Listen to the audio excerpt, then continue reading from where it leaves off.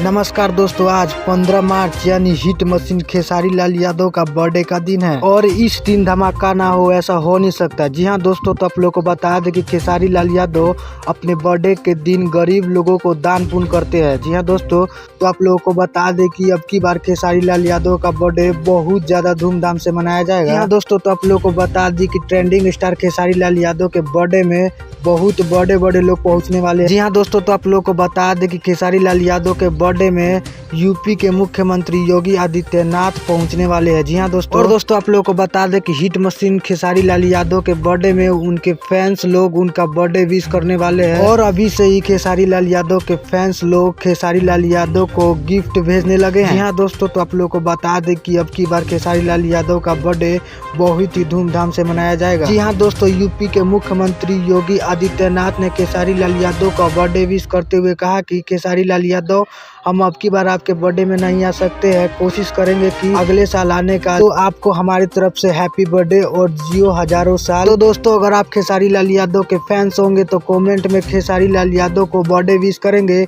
अगर आप लोगों को ये वीडियो पसंद आए तो हमारी वीडियो को लाइक और चैनल को सब्सक्राइब जरूर करें, क्योंकि ऐसे ऐसे न्यू अपडेट हमारे चैनल पर मिलते रहते हैं।